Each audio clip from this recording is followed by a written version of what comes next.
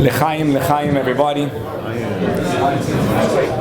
Grab a cup and machal l'chaim. I don't know where the l'chaim is, but somewhere around. I still got some left. L'chaim and the bracha. Yoseph Kislev. I have a drop, yeah. L'chaim. You got to give a round, so everyone should have. L'chaim.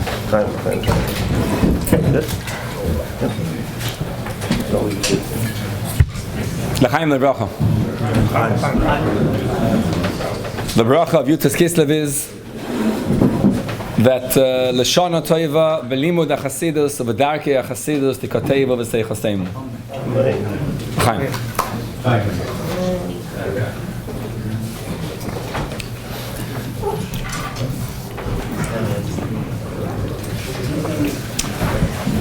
Yoseph Kislev is really the Fabrengen of all Fabrengens. But for those who are still new for it, the question is, what is a Fabrengen? And for those of us who are already veteran Fabrengeners, so that's Gufa the problem, that we're veteran. Because you can't become a veteran Fabrenga. It's something that's a chidush every single time.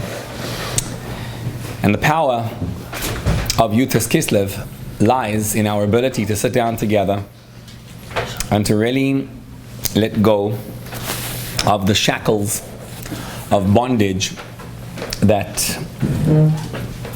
tie us down. What actually happened on Yoseph Kislev is that the Balatanya was released from prison. So he spent 53 days in incarceration, not a fun place to be in. And after 53 days of heavy interrogation, the interrogation was about the path of Chassidus that he had put forward. He had changed the face of Jewry, followed through the Baal Shem Tov and the Maggid of Mezrich, and all the work that he did together with the Chevraya Kadisha, all the friends, was there to really change the world. But honestly, it's not about the change they made in the world then. It's the fact that on Yoseph Kislev, the Tsar himself issued the decree of freedom and let him go. And as a result of that, he felt at that time, he realized that what happens of Malchusa de Arakein, Malchusa de Rikia, what happens down here is reminiscent of what happens above. And if I was released from prison over here, is a simon that above in heavens, they also decreed that I should be released and that the Torah that I'm putting forward should be released. And so sitting here today, our goal is to bring the power of Yoseph Kislev to Tuf Shin Pei, to be able to experience what it means to be connected, what it means to feel like a Yid. And I know that all of us over here seated are from people, and we know it all, and we think we do at least. But on Yoseph Kislev especially, it's all about our ability to discover a complete newness, a total transformation in our Yiddishkeit, one that's going to hoist us to places that we never knew existed before. And what I want to share with you tonight was, to me, a giant chiddush, and I hope as we study it together, you'll see also the chiddush. The idea of the Fabrengen is to study, to discuss the study together, and to sing nigunim, to allow the study to seep into our system, and to say l'chaim, to aid the process and to enable it to happen. So let's begin with a nigun. There are nigunim of the Balatanya. The one we just sang is Avinu Malkeinu. It's one of the nigunim of the Balatanya. Let's sing it again together. And what I ask you to do is to join together, because the fact of life is that if we all together sit down with one purpose, and the purpose is, how do we better our avodas Hashem? How do we become better people inside of us? How do we change who we are? How do we become healthy inside? And it's all about the power of Chassidus that is able to change us. If together we sing Nigunim, and together we discuss, and together we Fabrengen, let's make it into a real, powerful Yutas Kislev. I want to thank especially the man at the end of it there, Binyamin Raw, for putting together the entire event.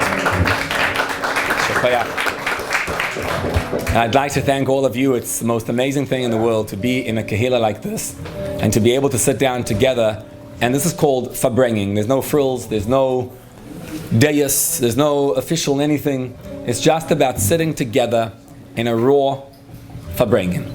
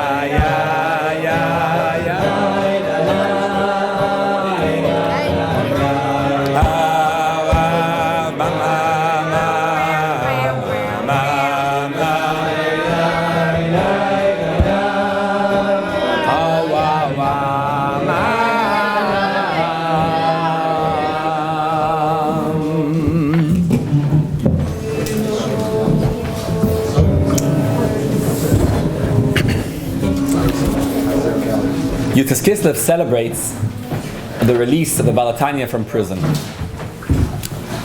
So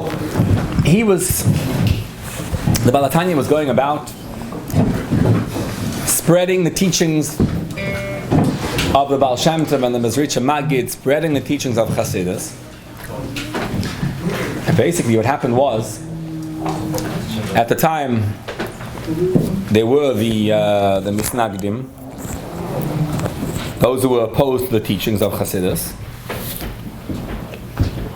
led by an individual who was the rabbi in Pinsk. He actually deposed the Barditchever Rebbe who was beforehand in Pinsk. His name was Vigler of Pinsk. Sorry, I can't call him rabbi. But he was the one who led and instigated the entire Halshona, the entire informing of the government against the Balatanya shortly after the Vilna Gaon passed away, because the Vilna Gaon himself wouldn't have allowed it. Rabbi, there's seats over here, we saved your seats. So finally, the government put him in prison on charges of treason. There were 22 charges against him, and he was placed in prison. And then on Yutas Kislev, God helped, and they decided that the charges were all trumped up, incorrect. He was able to answer up all 22 charges, and he was released from prison. And so we celebrate Yutas Kislev. And there appears to be almost no connection between the fact that he was spreading Hasidus and the fact that he was in prison, because technically speaking, anyone could have been put in prison, and he was just spreading this, and they happened to put him in prison because they didn't like what he was doing, and he got out of prison. So what are we celebrating today? The fact that he got out of prison, he was able to continue doing what he was doing. But the idea of being in prison and being released doesn't really appear to be connected to the celebration. It just happened to be that he was in prison and released. But really, if you follow what the Balatanya was trying to achieve, imprisonment was a result of what he was doing. He was spreading the teachings of Hasidus to get people out of their prisons. And then he was placed in the ultimate prison. And on Yutas Kislev, his release from prison is exactly what you achieve through the study of his teachings, through the study of Hasidus, and through understanding the story of Yutas Kislev and applying it to our time. We can escape our own imprisonment. So our goal tonight is to make the story dynamic. This is not a story of what was. This is a story of what is and what happens today in our own lives.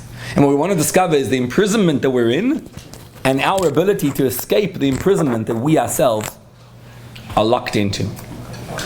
What's the imprisonment? We live, Baruch Hashem, in an affluent society. We have everything that we need.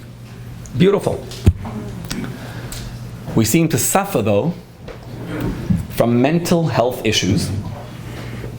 It's no coincidence that I'm sitting right now next to a mental health professional.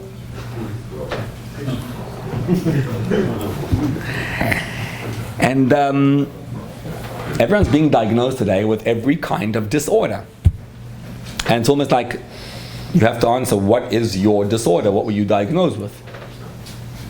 Something D. ADD, ADHD. You got to have some disorder which you can label yourself by. And it's an interesting phenomenon. Why exactly is it that today, more than ever, we've got these disorders and these maladies and these imbalances, especially at a time when society is doing so well and so affluent, and Dafka at a time like this, we have all these troubles and mental disorders, and we all need therapy, and we all need medication. And clearly something in society is leading to the behavior at its core. And perhaps, not to answer up the whole issue, and not to say we have answers for everything, but let's shine a light on one area which perhaps leads to all these maladies we suffer from. And that is the quest for happiness and for self-preservation, which exists now more than ever before. Did you realize that across the world,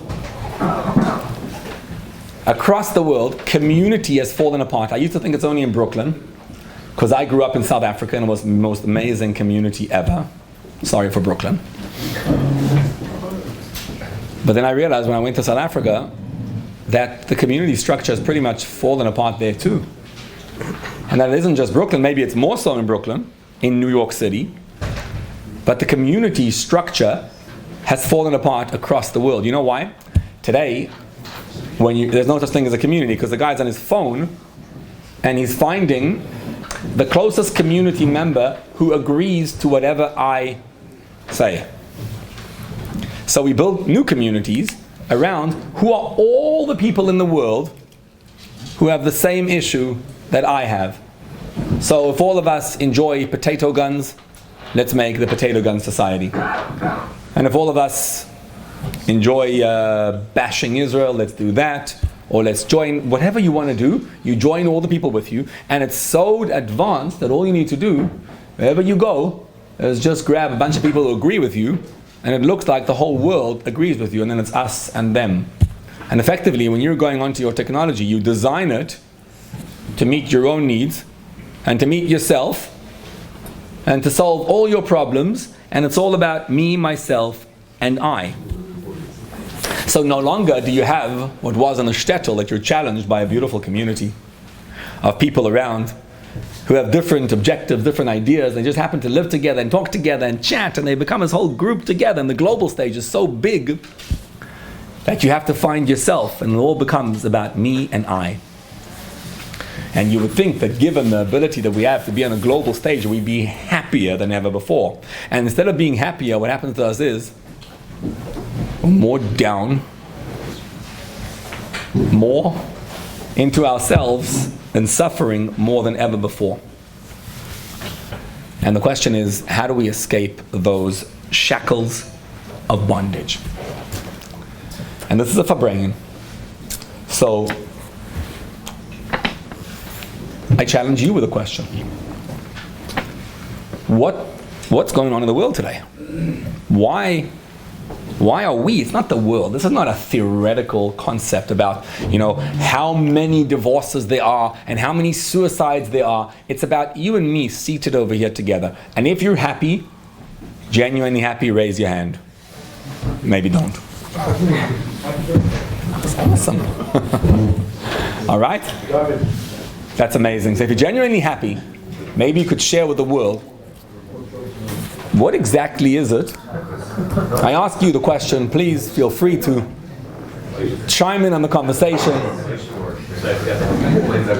What is it that is the secret of happiness and overcoming all the mental health issues? And by the way, if somebody has mental health issues, please, you can chat with Rabbi Idel over here afterwards. And do not take any of my advice. I don't take any responsibility for any professional advice. And yet, let's have a layman's conversation. No? So how do we solve the problem? How do we get everyone to be happy nowadays? You have to know that Hashem runs the world, and everything that happens is through Hashem, and that's beautiful. He wants it to be. Amazing. And, so that's it. If you know Hashem runs the world, you're good. But I know that Hashem runs the world.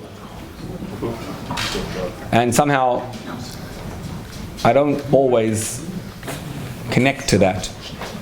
And sometimes the idea that Hashem runs the world remains aloof. So it's a great idea. How do I implement that idea practically?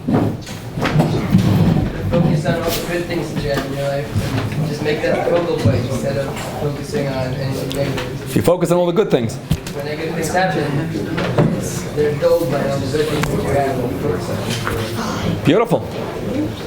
So I want to take these two ideas.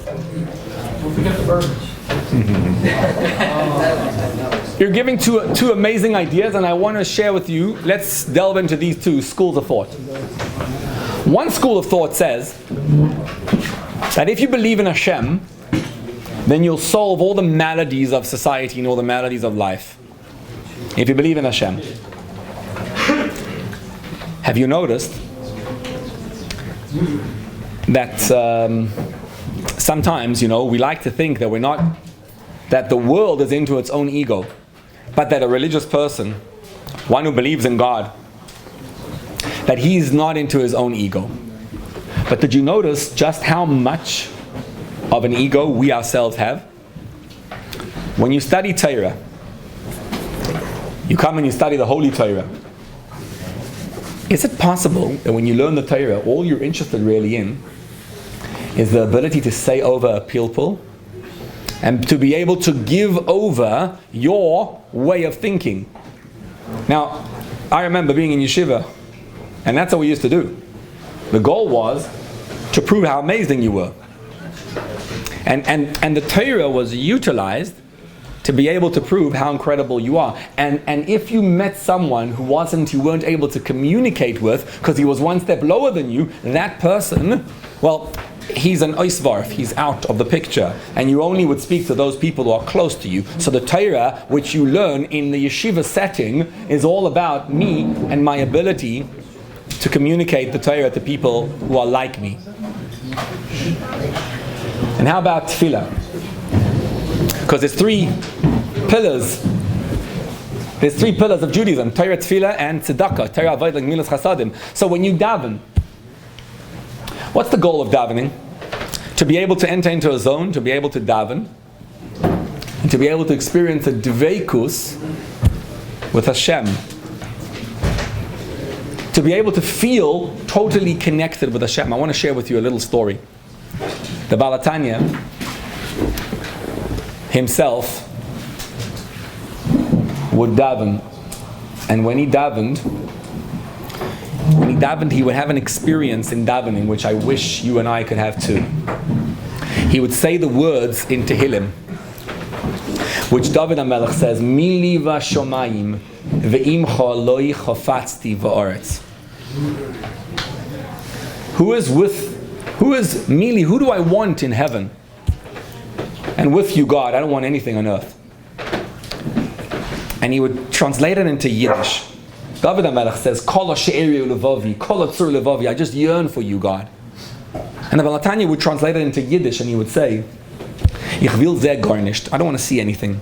Ich will nicht dein Gan Eden. Ich will nicht dein Elam Haba. I don't want your Gan Eden. I don't want your will to come. Don't give me any of that. Ich will nicht dein alle Giloim. I don't want any revelations of God. Ich will mehr nicht as dich allein. All I want is you. And this is an experience which he would have on a regular Monday and Tuesday in davening. The Baal HaTanya would daven on a regular day this way. On a Shabbos, he was on an even higher level of davening. Can you imagine the Baal HaTanya's tefillah on Shabbos, and on Yom Kippurim? And it was 1 year on Yom Kippur. There's different variations of the story, but the point is the same. Baal HaTanya was in shul on Yom Kippur, in the middle of davening of Yom Kippur. So it's not just a dveikus, it's a dveikus of the Shabbosin of Yom Kippur. And suddenly, in the middle of the tefillah, he took off his talis, he got out of the zone, took off his talis, and he walked out, and he walked by himself to the edge of town. And at the edge of town there was a woman who had just given birth. And on Yom Kippur he went and he chopped some wood and he made a fire and he put some firewood so she warmed up the place for her. And then she was all alone, nobody take care of her. And then he made some food and he cooked some food for her. And after he finished that and finished the pikuach nefesh and saw that she was okay, he went back to shul. And this story is one of the most powerful expressions of what he was about and what he stood for. Because if you're in a state of dveikus in the course of davening, the last thing you're able to do is let go of the dveikus. Now, we don't usually know what dveikus really is. We daven and we're really very much on planet Earth. But just imagine for a moment that you could daven and let go completely. Imagine you could let go completely. Would you be willing in the middle of that state of oneness with God, of dveikus, to leave that davening, to cut yourself off from it, and to go out and help a lady when someone else can help her? The Torah that we learn is often, all too often, the Torah is all about me and my needs. And the davening that we daven is all about me and my needs. And it'll cross the board in Torah, in Avodah, and also in Gemilus Chasadim. Now, this is the United States of America. This is the bastion of tzedakah. But when you give tzedakah, ask yourself the question, you ever wrote a check to tzedakah? How do you feel when you give the tzedakah? There's what's called the chesed of Yishmael. Chesed of Yishmael is, look, I'm amazing. I'm doing good, Baruch Hashem. What should I do? I made this year $800,000. So now what am I going to do? I don't know what to do. I have an extra 500. I use 300. I don't know what to do with extra 500.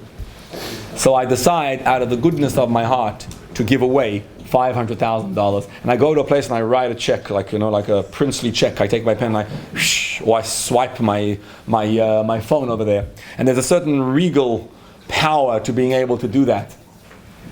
And God help us, keep giving tzedakah.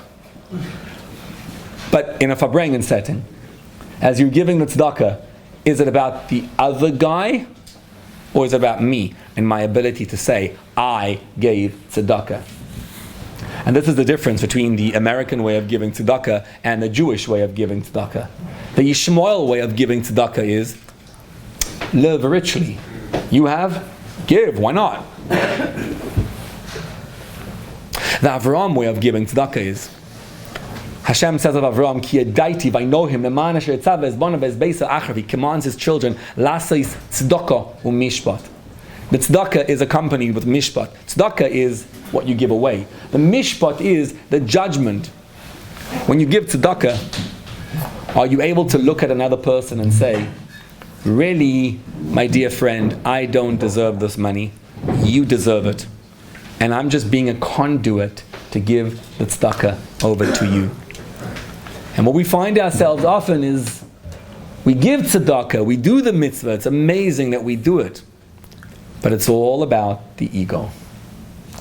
And if we're looking and wondering about why we humans today suffer from the maladies that we have, all the disorders that we have, and how do we escape the ego? So when you say, and I agree, if you follow the Torah, you should be good. But somehow, even if you follow the tzedakah and the derech of Torah, Avodah, and Gemilas Chasadim, if it stems from an ego, if you're giving it away because it makes you feel good, and if you're davening because it gets you to feel connected to God, and if you're learning Torah because you're able to feel wonderful about the ability to study the Torah, then it's amazing, it's incredible. But you're still stuck in your own ego. And of course, Elise, you were saying there, right? That there's another way to do that. What did you say was the way? Focus on the good, right? So, the other way to do things is to say, focus on all the amazing things in life that you have, which is basically a way, we don't need Torah.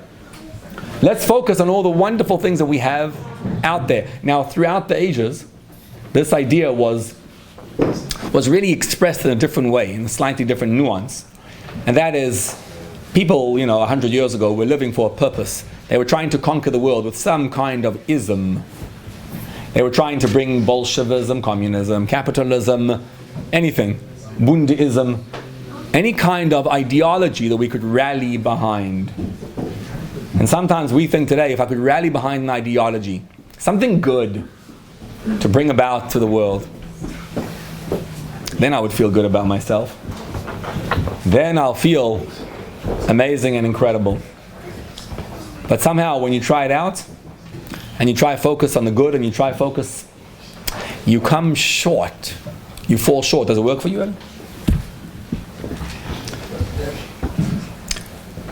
Secret, have you ever had any bad things happen? And what do you do when those happen? You're able to focus on the good things. So hopefully the good things outweigh the bad things. Let me ask you, what happens if...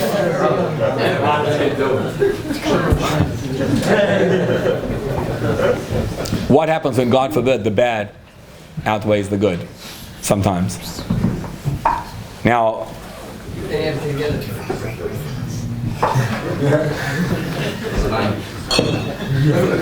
You know, a Fabrengen is like, it's like we were learning on Shabbos. It's a Sulam Mutzav Arza. We sing a song. I'll tell you one more thing before we do. I agree. Sulam Mutzav Arza v'Reisha Magia Shamayim.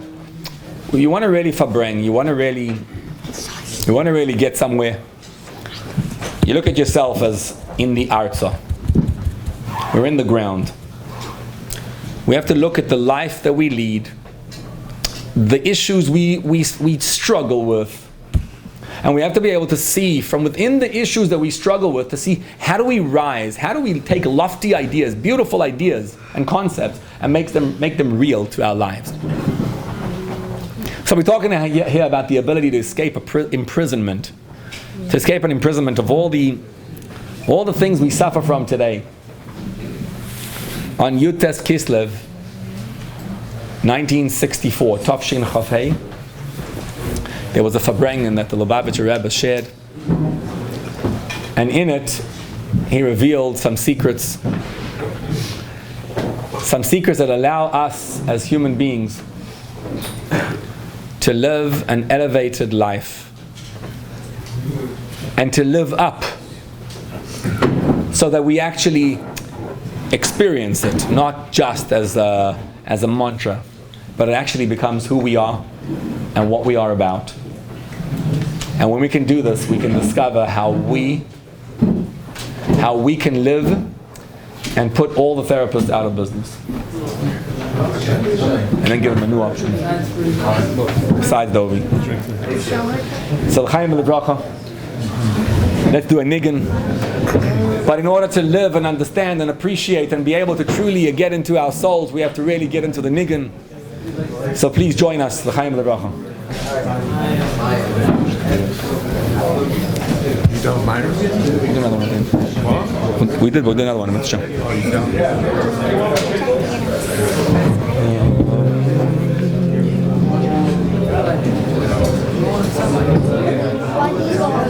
Yeah.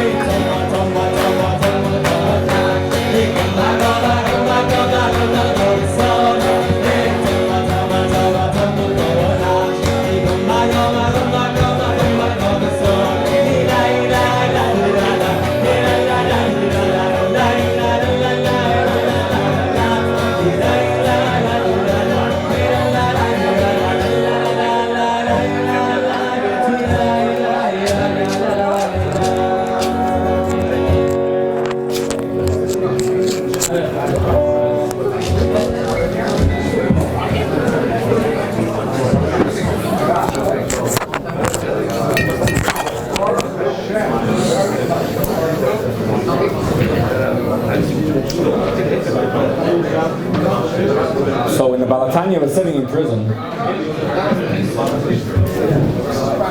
he was sitting in prison and he writes the story of what was going on as he was in his cell. And what's fascinating about this episode that he describes in the letter that he wrote right after his release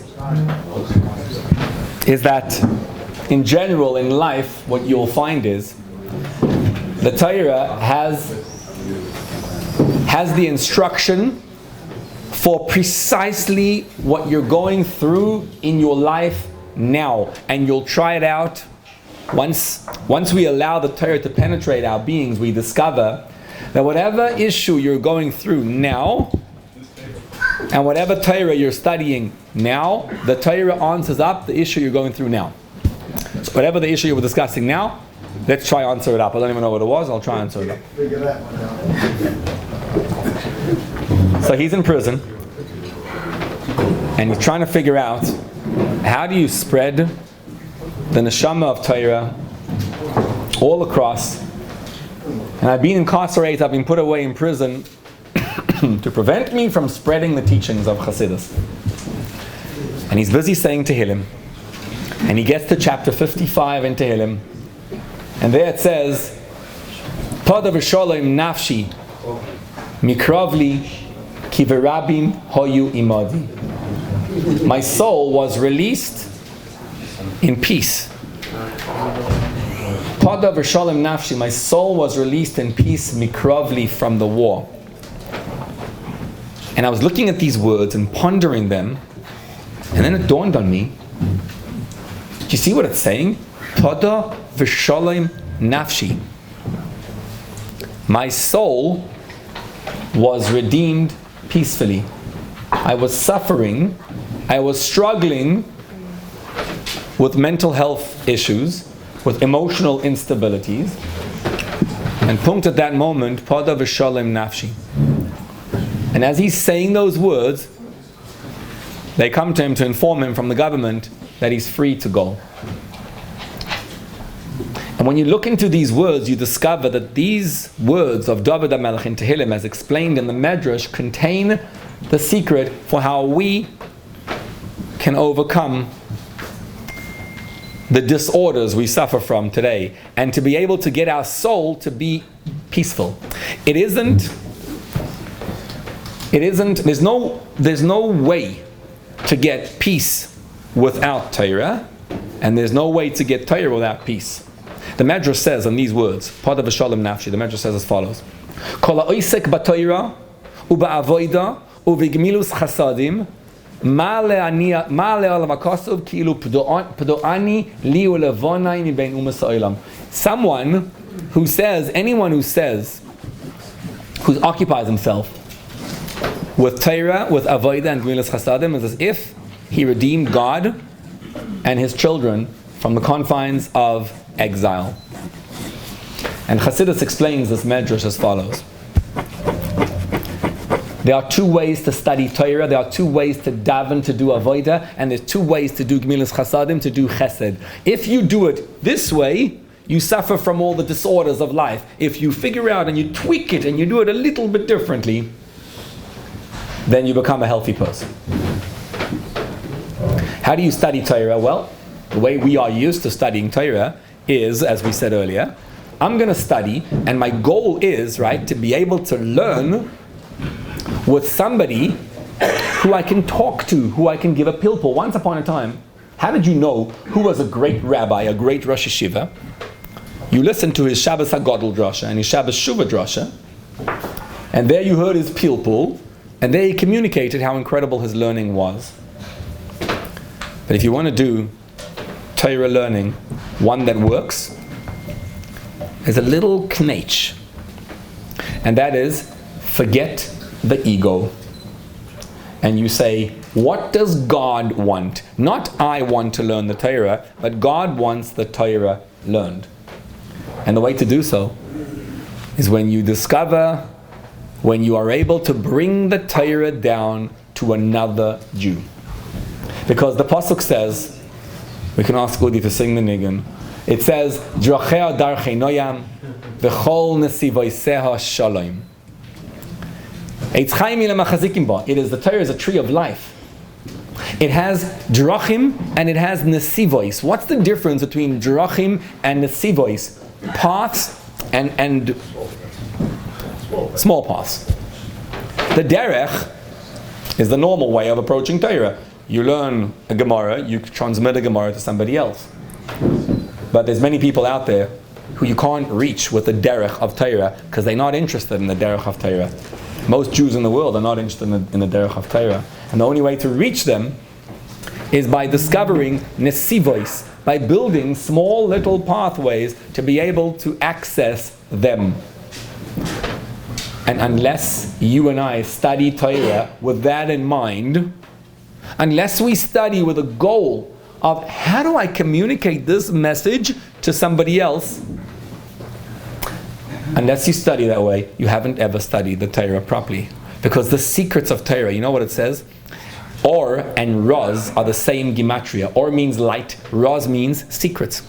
He who knows the Raz, the secret of Torah, is able to discover and to communicate the light. If you cannot communicate the Torah to somebody out there, then you've got to go back and study the Torah better to discover, to really understand what it was saying. Because if you really understand what it was saying, you can communicate. If you can't communicate, you didn't really understand. The more you put yourself into the Torah, and I need to study the Torah, the less Torah you can study. And when you let go, and you say, God wants this Torah revealed out in the world, what I'm going to do is, I'm going to study the Torah, and I'm going to then reveal it down. You took yourself out of the picture. The Torah is being studied by you rather than you studying the Torah. Same goes for Avodah. Whoever's Oisek in Avodah.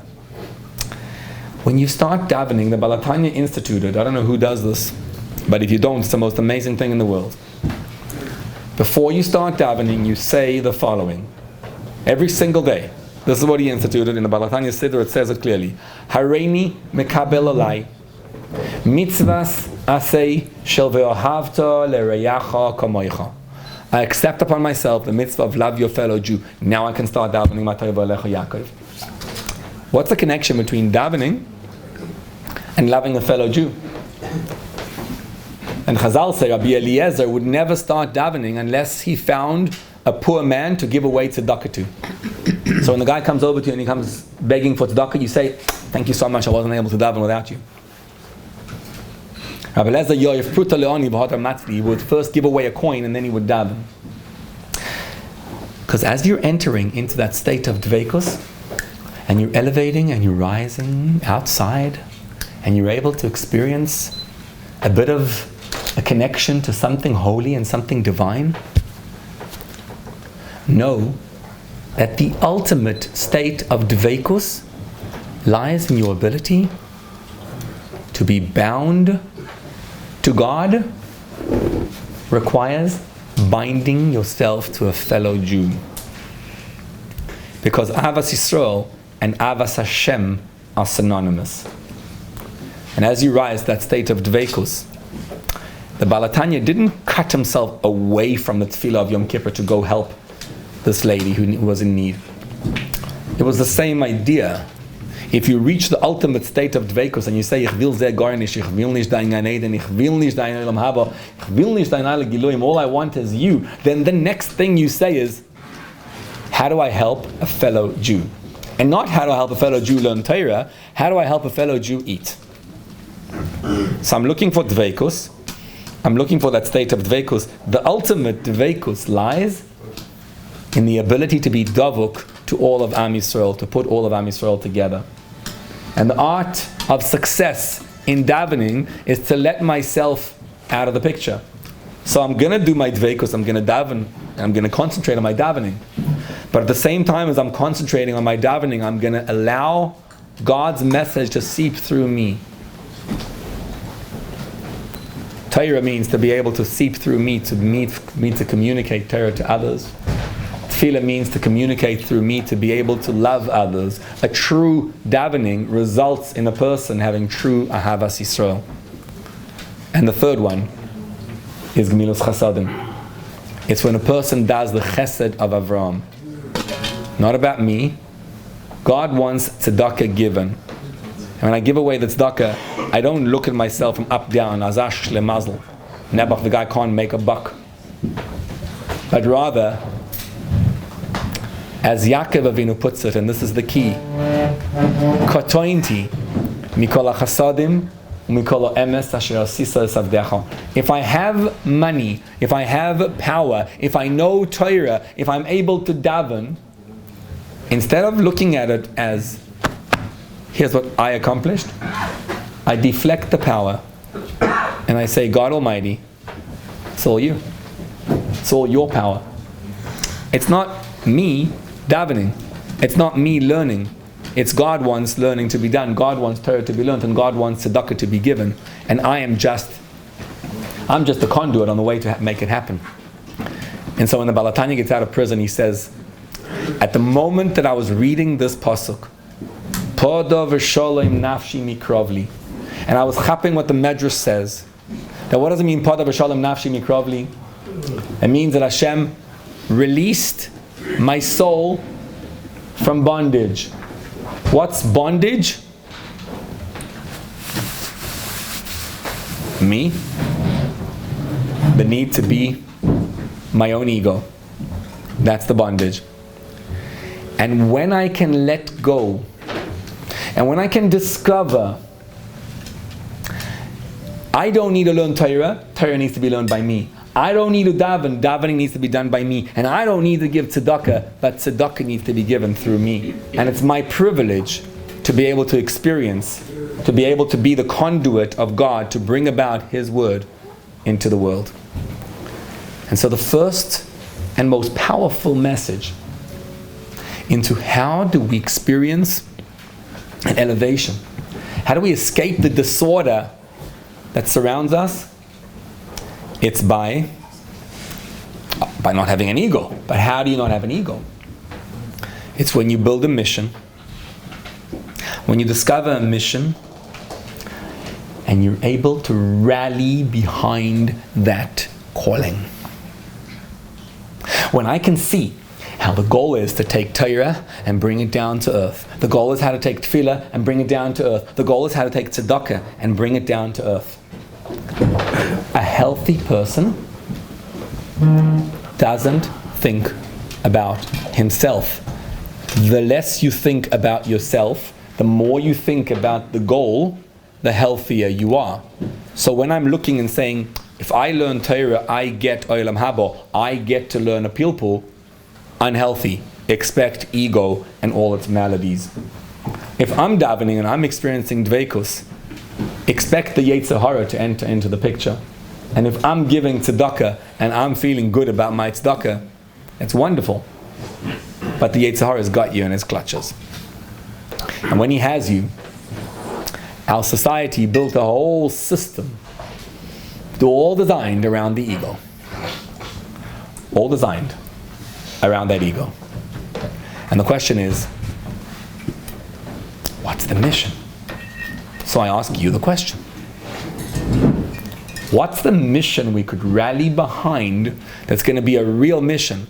And not hakaras hatov, to be grateful for the wonderful things that we have. I'm talking about an all-encompassing mission. One which we can rally behind, that we don't feel ourselves. All we feel is what it is that I can be bringing down. What is it that I am needed for? And here's a little secret. If you wake up in the morning and you feel your toe, it's not good.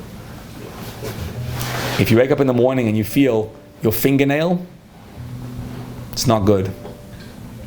If you wake up in the morning and you feel your heart, go see a doctor. But if you wake up in the morning and you don't feel yourself at all, enjoy a wonderful day. It applies physically and it applies spiritually.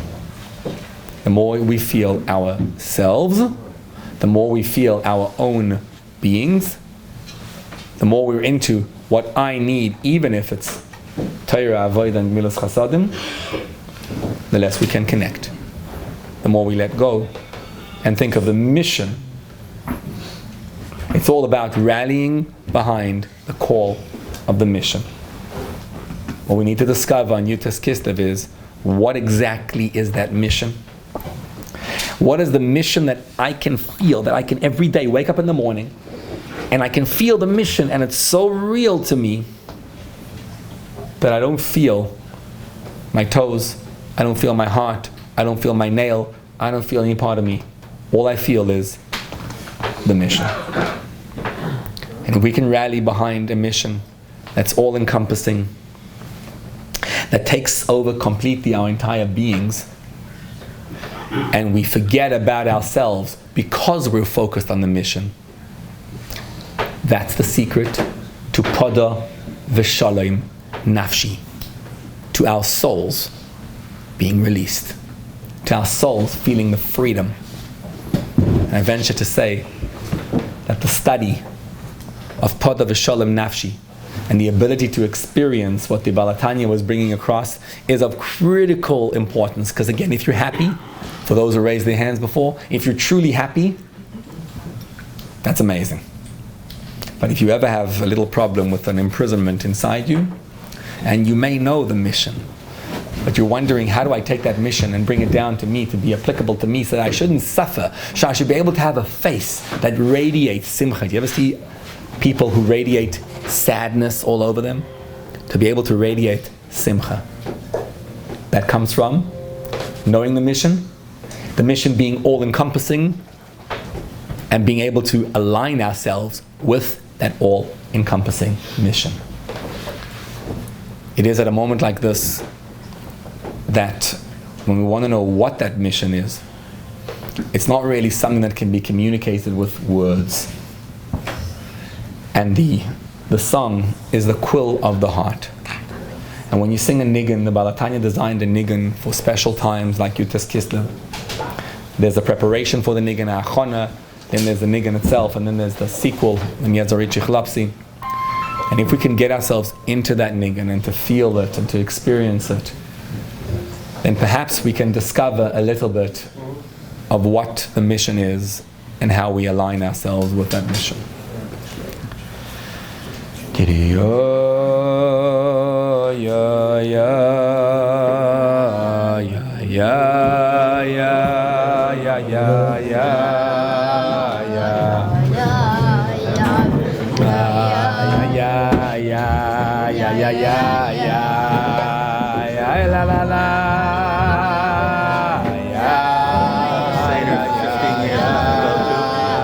Very uplifting. Hope to see you in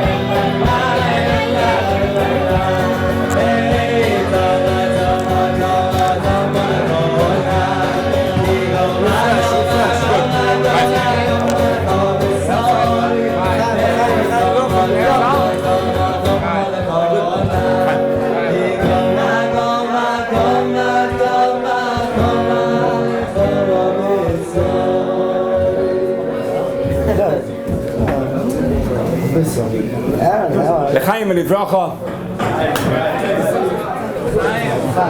So if I ask you the question, and I'm putting out the question now, L'chaim. Fabrengen, empowerment. You know, when the Balatanya was in prison, you may have heard the story before, but it's always worth repeating on Yutes Kislev. When he was in prison, one of the high-ranking officials came to visit him, and he said to him, why does God turn to Adam and say, Ayeka? Didn't God know where Adam was? He doesn't know where he is. And he said to him, what about what Rashi says? And he was trying to open up a conversation. He says, no, what Rashi says I know. I want to know, what do you say, Rabbi? And he says, well, when a person is 54 years old, 6 months and 3 days, and he mentioned the age of this official, God turns to him as he did to Adam and he says, Ayeka, where are you holding in your life? I gave you a mission to accomplish. I gave you a goal to achieve. I put you in Gan Eden. My purpose of putting you in Gan Eden was le'avda u'leshamra, to keep the 248 positive mitzvahs and the 365 negative. I gave you a mission. And what did you do with my mission? You ate the fruit. You ate the fruit and you botched up. And with that word, God turns to each one of us throughout the ages and he says, I have a mission for you. And Ayeka, where are you holding in the mission? Psychology will tell you that it is also super important for each one of us to have a mission and to have a cause. So, go build a house, go build a business, do something to keep yourself busy and occupied, or go build a movement. But in Hasidus, we're not looking for band-aids. We're looking for the answer and the solution. It has to be something that is so lofty, that is such a great and amazing cause, that it is all-encompassing. At the same time, it has to be a down-to-earth cause, that all of us can rally behind this cause and can feel that it is meaningful to us. So I ask you the question, for real, especially for those who've been learning Hasidus. But don't just say it, just because that's, the words which are supposed to be said right now. What is your goal in life? What is your great, awesome, mighty rallying cry that you build your life behind, if you have one? And if you don't, that's even more interesting. Anyone care to share? To be a Gaon and Tzaddik. To be a Goyen and Tzaddik, that's awesome. That's amazing. All right? To be a Goyen and Tzaddik, beautiful. Anyone else? What? Master today. To master today? To get through another day? That's pretty big. What's your goal in life? What would be a successful life? Successful life or successful? Your successful life. To live every day full. Okay, but what's the goal? The goal? You're saying every day, I get it. That's a one day. But the sum total of all the Be days. able to do that every single day. Doesn't matter how long it is or what the. Okay, so let me re-ask. What is a successful day? That one successful day, what is a definition of a successful day? That I balance all my responsibilities towards Hashem and towards other people together. How do you determine your responsibility to Hashem? Sorry for probing. I mean, you have to daven, you have to learn, you have to be a person that when people look at you and see what you're doing, they have to say, that's the right thing. That's what I want. Beautiful. You want to make a Kiddush Hashem. So you want to daven, learn, and make a Kiddush Hashem, right? Why? Because that's why we're here. Why are we here? Okay, we're getting somewhere. And what does that mean? The Sakein Olam, Tikkun Olam. There's certain discrepancy in the world where HaKadosh Baruch Hu is not necessarily consuming. There's a lot of layers, and that in order to break through the layers and see HaKadosh Baruch Hu, a part of our mission as Jews Because we have to be an example that people will look at, and it will not be because we're doing specific things, like they say, but the way that we carry ourselves has to be people look at us and say, there's a guy. Beautiful. And that Something about, right, being able to carry ourselves. You see, when you probe deeper, discover the goal is that I should be able to fix my life and to get somewhere and to be able to discover a perfection of the world. Great. Anyone else care to share? The goal of life, the goal of your life, not the goal of life. The goal of life that you've learned that you were successful in aligning yourself with. Nu, yes? Mishvait?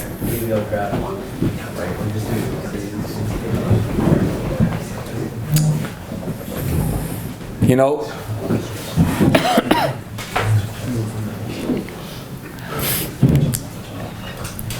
Yutas Kislev needs to be something that we live today, not just something that happened a couple hundred years ago, but rather Yutas Kislev Tafshin Pei, something has to happen Yutas Kislev Tafshin Pei. And there's something very interesting about Yutas Kislev Tafshin Pei, because we always look to the Torah to learn what are we supposed to do today. Once the Balatanya said you got to live with the times, and his Hasidim were wondering what exactly did he mean, live with the times. And then they discovered from his brother, the Ma'aril, that what it meant was to live with the Parsha of the week. And so, you look to the Parsha of the week, and we discover something quite upsetting actually. What's the Parsha of this week? Parshas Vayeshev. What is the aliyah of tonight? Tonight is Orel Yom Shlishi.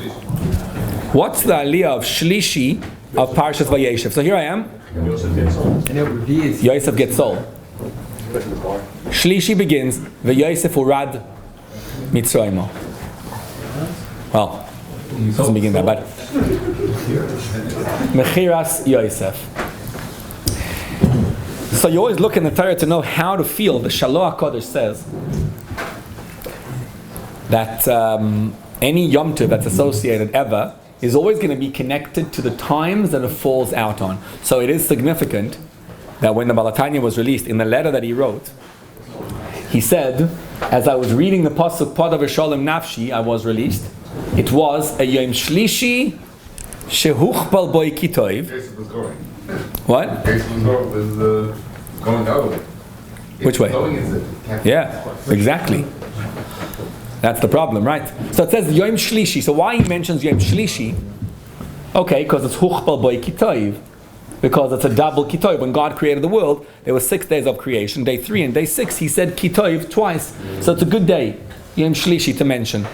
And then he says on the 19th day of the month of Kislev, 19th day of Kislev was the day of the Yartzeit of his Rebbe, the Mizritcha Magid, tonight.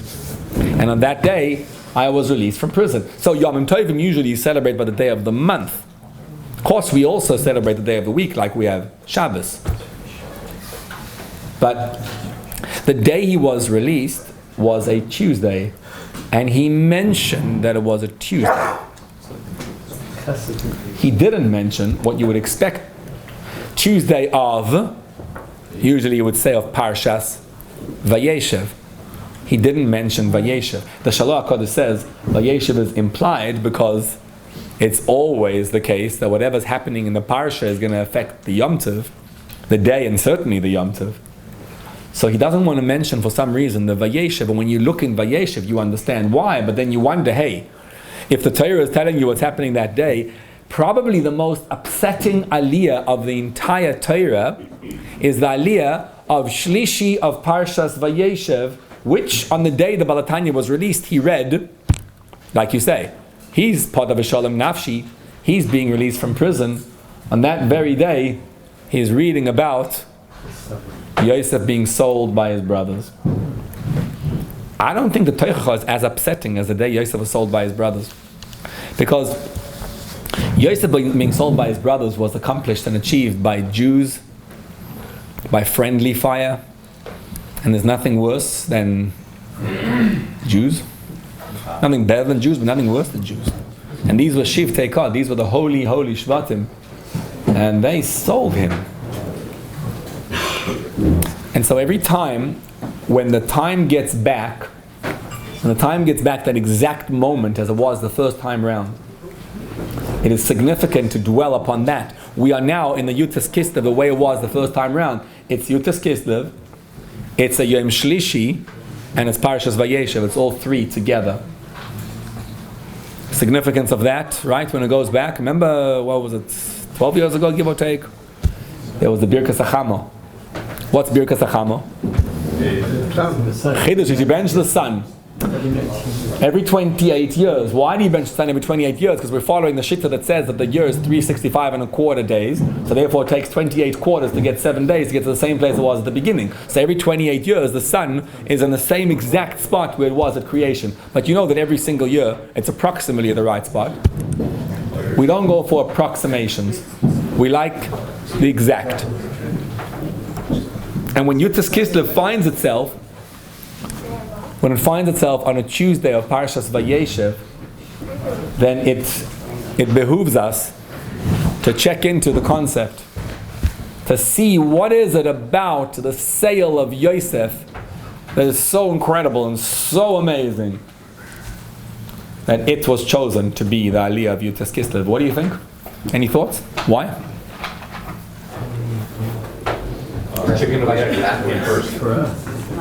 I mean, you have to go into prison to get out. What? That's shot? That's basically, it's the cure, it's not the monkey. Excellent. Beautiful.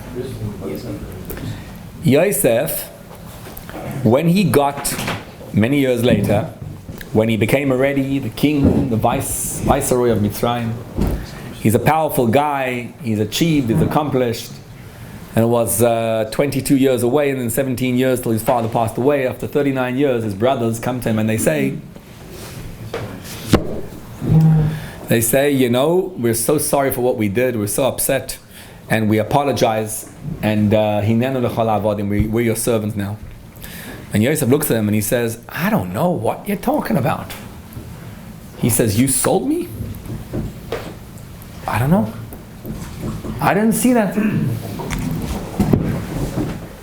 All I saw is Ki lemichya shlochani elikim lifnechem. God sent me to sustain you.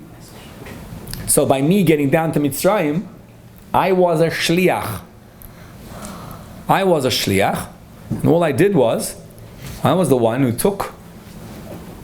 who went down to Mitzrayim as a shliach of Hashem, came down to Egypt, spent my time in Mitzrayim, and the goal was to sustain you.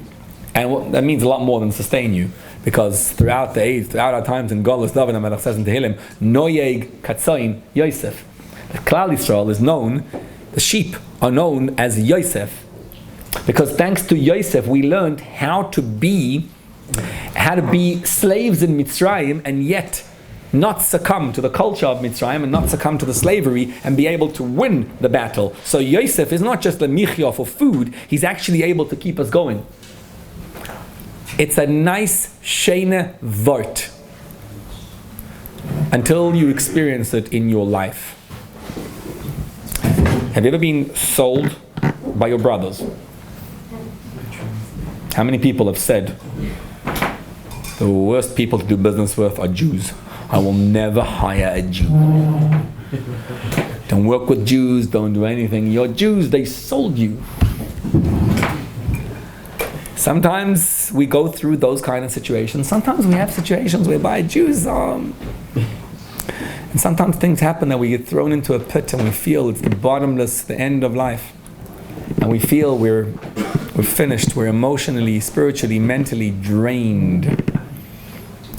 And it is those moments that we look and we say, but Yosef said, and then we say, yeah, but Yosef was a tzaddik. And I'm just a regular guy.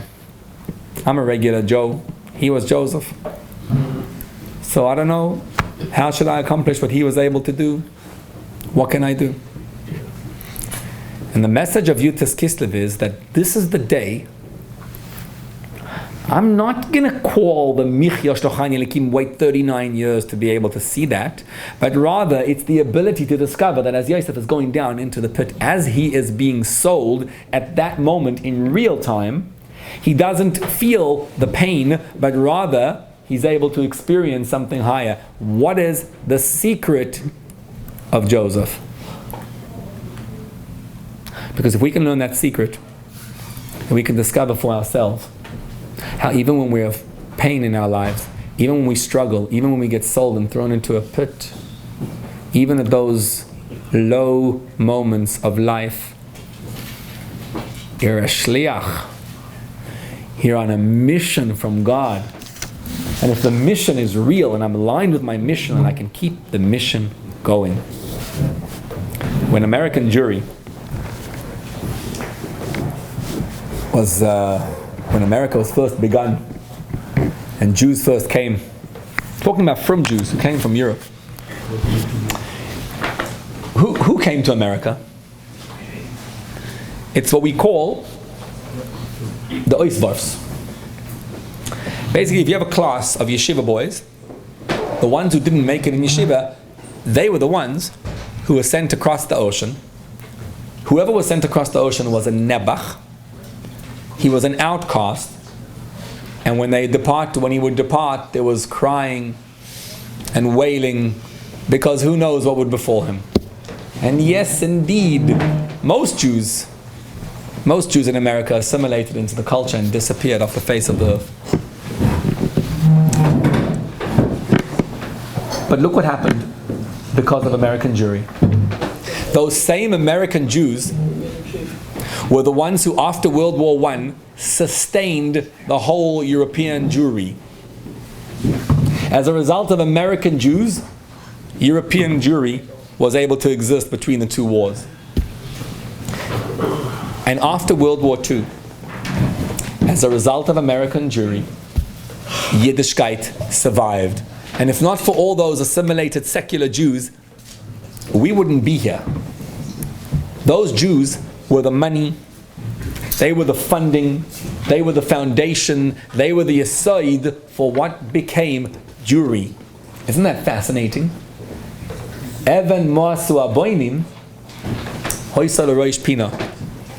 It was the stone which was despised by the builders, which became the cornerstone of the building. And today, do you know there's Jews in Kerestir? There's like 2 Jews living there. Do you know that in Pressburg, there's actually a few Jews living over there. But in New York, there's Jews. That's a chidush. That's an incredible chidush. How was that chidush accomplished? What happened? How was American Jewry able to do that? And what is the secret behind it? The secret is Yosef HaTzadik. Here's what happened with Yosef. Yosef goes down to Mitzrayim. And 22 years later, the brothers discover Oid Yosef Chai. And they come back to their father, to Yaakov, and they say, Yaakov, he's alive. Oid Yosef Chai. What did Yaakov say? They said, Oid Yosef Chai?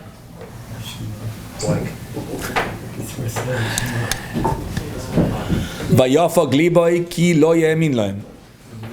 He didn't believe them. What did they do? They showed him the agolos. They showed him the wagons. What did the Mefarshim say? What's the wagons? Agolos is Egla Arufa. They showed him that Yosef remembered the learning that he did with you, Yaakov, when he left you. So that proves that Oid Yosef Chai. And what does it say? Vatichi ruach Yaakov avim. Yaakov's spirit was revived. He was so excited. He was so happy. Finally, he was able to live. But then Yaakov goes down to Mitzrayim, and he comes face to face with Yosef. And after he comes face to face with Yosef, he looks him in the face and he says, he hugs him. And they were crying on each other, and Yaakov was saying Shema. What was Yosef doing? But he was crying for something. For the Beis HaMikdash, for the Churban Beis HaMikdash. Then Yaakov says, Amusa hapoam, I can die now peacefully. After I see you're alive. You want to explain that? Why is it that Yaakov, when he was in Eretz Yisrael, and he heard, and he believed, and he understood Yosef was not just alive physically, but also spiritually. But he doesn't say Amusa hapoam, I can't die peacefully yet. When he gets down to Egypt, and he comes face to face with Yosef, and he meets Yosef for the first time, now he says Amusa hapoam. Why? He knew he was alive, he believed them, and he knew he was spiritually alive. So why does he only say Amusa hapoam when he actually comes face to face with Yosef? It's because something was missing still. Something was missing. What was missing? What was missing was, no matter what you say, a Jew in Mitzrayim, a Jew in Egypt is not the same.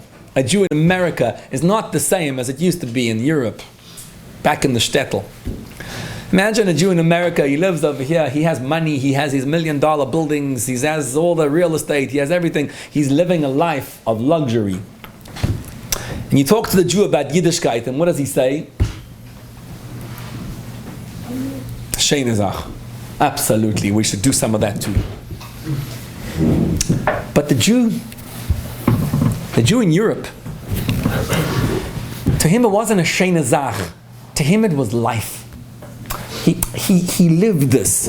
The Jew in America doesn't live Judaism. He has Judaism. He's not the same exact thing as what used to be.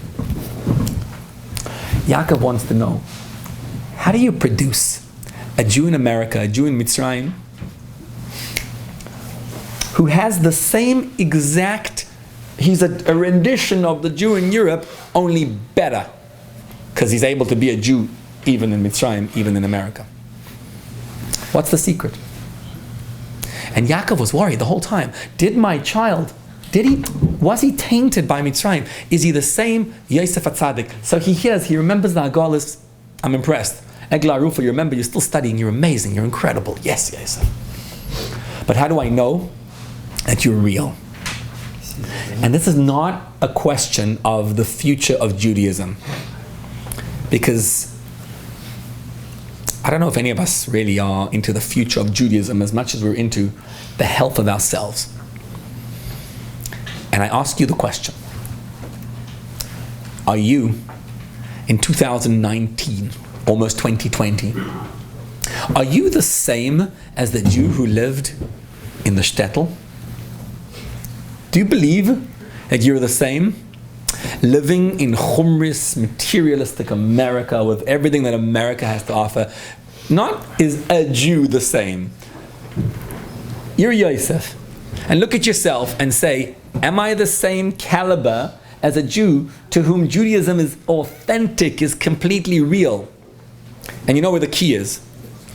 David HaMelech says, Im scharticha al yetzuoi. If I remember you under my bed covers. It's not what you say when people are around. It's, where do you go on your phone? Under your bed covers when nobody's watching. Where are you? And wherever you are, that's the true you. And Yosef's question, Yaakov wants to know about Yosef. How do I maintain the emes? And it's not about, am I a real Jew? If a person is aligned with his mission, he's a happy person. If a person is connected to his mission, and the mission is ultra, uber mission, the mission of all missions, which is Yakir v'yedu kol yesh v'yisevot, the whole world should know about the existence of Hashem. If I'm plugged into my mission, I am happy. And Yaakov's question about Yosef is, are you plugged in? It was a practical question. Because I'm not going to be at peace, amusa hapoam, unless you're plugged in. And something happened when Yaakov met Yosef. In that moment that he met him, he got the answer to his question.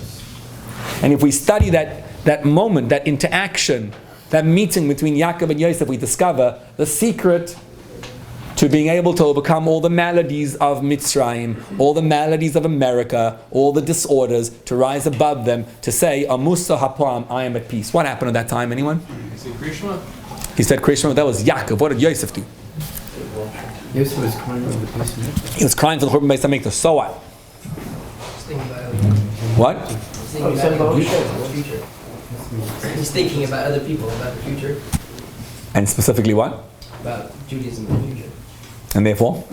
And therefore, he's not focused on himself. Well, because he knows that it's not going to stay the same as the way he's holding it with Mitzrayim years down the line. And he's thinking about? Meaning, he's realizing that the Jews aren't going to be able to do that. Right. What he's doing in Mitzrayim, And what's he doing about it? he's crying. He's crying. It's really bad. Have you ever cried for another Jew? Were you ever worried about another Jew? Never mind another Jew, a Jew you never met. Never mind one you never met, one who would live in 1,000 years' time. In a Churban Beis Hamikdash. Have you ever sat and truly worried about this edifice that God is trying to construct, this Yakiru v'yedu kol yesh v'yisevel? Does it ever interest you to such a degree that you're crying? When you meet another Jew and he says, yeah, I think I'm Jewish, my mother was Jewish, yeah. My wife's not Jewish. Do you shed a tear? Does it bother you? When your own child says it, does it bother you? If the mission is Dira B'Tachtainim, if the mission is that the entire world should know about the existence of God, then I need to be aligned with my mission. And if I'm connected to my mission, and I'm on board with my mission, and I feel it, then I can overcome. Remember what we said. If I'm into my own ego, and it's about me, I'll never find happiness. Happiness will elude me. So long as I'm trying to discover my own ego, I'll never succeed in being happy. You want to be happy? It's when you let go and let God in. But it's not a mantra that you declare that I believe in the cause. It's about, how do I let God in? How do I practically let God in? When it bothers me, when it upsets me, when I listen to another Jew and I hear what he says, and it affects me, and I care. If I care for another Jew, if I see another Jew in pain, I see another Jew, an almana at the end of town, who just gave birth, and she's lacking, and I can't daven on Yom Kippur because I see her and she's in need. If when I see another Jew and I find out about it, I can't think about every single situation in the whole wide world, but I can think about the ones that I know about. And if when I think about those situations, if I can cry, I don't mind actually, I don't mean necessarily physically crying, I mean care, that it really, really interests me, then I succeeded. Yaakov says, I don't know if my Yosef is real, but the moment he meets him and Yosef is crying for the Churban Beis Hamikdash, now Yaakov says, Amusa Hapoam. Now I'm ready to go. Now I know. Mission accomplished. How did Yosef do so? How do you create people who live in America and care for the truth? It's mind-boggling, right? How do you do it? What Yosef did was, Yosef was living in $1 million building, in $1 billion building, if you will. He lived in the palace in Mitzrayim. He lacked nothing. Have you ever walked into your house and looked at the marble and gone, what? That's really a beautiful shul, by the way. But you ever looked, at least it's a shul, you ever looked at your house and like you look back and you say, cool.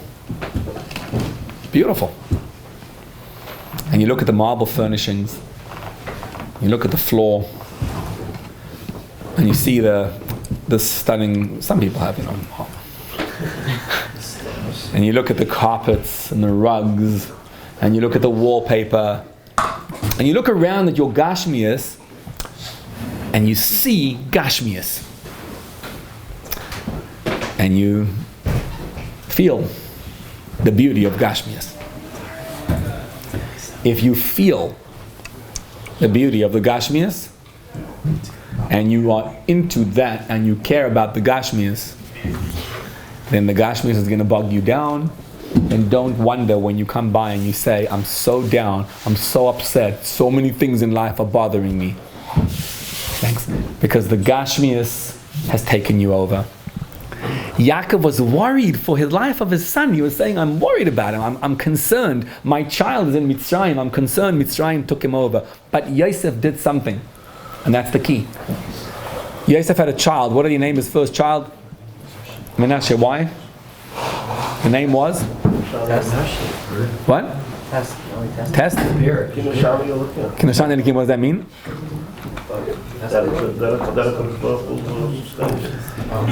That, what? Forgot.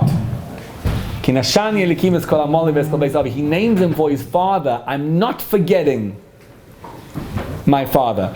I'm living in Mitzrayim. I'm the king. I have everything of the best. And all I can think about is back on Yaakov's home. That Jew in America in 1964 is thinking about what it was like to be in the shtetl. In the shtetl where I didn't have this magnificent marble building. I was living a bunch of guys together, and we were in the same room, the cheder was the same room, and the yeshiva and the house, and everything was exactly the same room, and we had no space and no nothing, but we had spirituality in our lives. And we were connected. It is the most amazing thing in the world. You should have Gashmias. Everyone should have all the Gashmias they need. God should help. Everybody should have Gashmias. But the moment you look at the Gashmias and you say, that is the goal, zap, you fell. And if Nashani Elikim is Kol Amoli, if I remember all the time, if I hoist myself into spirituality, how do I do so? If I think about the mission and the goal and the purpose, here, God wants a dira b'tachtainim. God wants to create a home down here in this world. You know how you create a home? How do you create a home for God? What happens is, you have problems. The problems are not problems, they are opportunities to solve, to bring God into. And every time you solve that problem, you are revealing God in the world. So when Yosef gets taken down to Mitzrayim, he wasn't taken down to Mitzrayim. What happened was, he was experiencing an opportunity of finding where he can put God in, where he wasn't there before. So it wasn't, he was a shliach, exactly. First one. Yeah, Avram. But Yosef looked at himself as there was a hole in the wall, there was a hole in life, as an opportunity to plug in, to bring God in. I didn't go down to Mitzrayim. What? You saw Mitzrayim? You saw a problem there? If you live in the Gashmias and you enjoy the place where you are now, and what happens is, it happens in a vacuum. It happens when we don't have a higher purpose in life. When a person has a higher purpose, what's the higher purpose? The higher purpose is two words. Dira b'tachtainim. God, Almighty God, wants a home down here in this world. There's only one way to make a home down here in this world, and that is if you and I create that home. And as we go through life and everything that we do, every struggle that we have is not a struggle. See, if you see yourself in struggling, if you look at the struggle and you feel the pain of the struggle, you fall. But if you live with a mission, I'm trying to get there. And Yosef is so enthralled by his mission that when he meets his father, all he can think about is, yeah, but Taki, there's going to be a Churban Beis Hamikdash. Jews are going to get destroyed. Why do we have to go through this? And he's pained by that. Yeah, but the also problem is Yaakov realizing, because Yosef said Baruch Shem, that even in Golos, Am Yisrael is going to survive. So he's at this point that he said, actually, that's the Yosef. You're saying because of Baruch Shem? He's saying that because Yosef said Baruch Shem, Yaakov was no longer worried that in the Golos comes the Churban that Am Yisrael won't survive. Right. Because Yosef brought it down. But now we're taking that vart a step further. This is the Chiddush. He's not just saying survival of Am Yisrael. He's saying, I see my son now. I see he's connected. I'm not worried about him. Right? How do I see he's connected? But by extension, the Am Yisrael. Of course. Memela is Mayan Yisroel, yeah. But how do I see my son is connected? Because you trained him with a mission. You know, our cousins, the Arabs, they're very good at this. They make a mission. They have 3 words for their mission. Itbah al Yahud. And they rally behind a mission, and they all go, and they whatever, and then they like. The trouble is when you get there, what happens? That's another problem. But they're rallying behind a cause, and it's a mission. It's a war cry. If you don't have a war cry, you become a weakling, and weaklings can't survive. On Yutes Kislev, the Aliyah of Yutes Kislev, the original one, was Yom Gimel. Yom Gimel of Parshas Vayeshev. The Balatanya didn't write Parshas Vayeshev. You know why? Because it's too raw. The pain is too raw. The pain of Yosef going down to actually write it down. But when you analyze and you look and you see the struggle that you go through and you think of the mission and the purpose and you rally behind a purpose in life, look at any family where the family gets together and they worry about the mission. The happier the family is, the more unhappy they are. The more unhappy they are, the happier they are. Which means if you're trying to be happy, so they all get together, like, where should we go for our midwinter vacation? And where should we go for Pesach? And where should we go for the next one? And what should we do with this? And all those questions, very, very important questions in life. And as we deal with those super important questions, what happens? We become weaklings. And those families where the children get taught also go on vacation, keep it. Keep doing it, no problem. Keep living in the American Gashmias, that's amazing and incredible. But rally behind a mission that's called Dira B'Tachtainim. And you talk to your kids. You talk to your kids about every weakness, every weak moment that you have. You look for the weakest moments. You know, when someone hurt your feelings. And you come back to your kids and you say, listen, my feelings were hurt.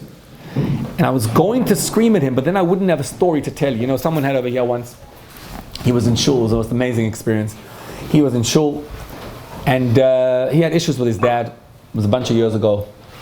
And he was sitting right here in shul, and he was about to tell a story about his father.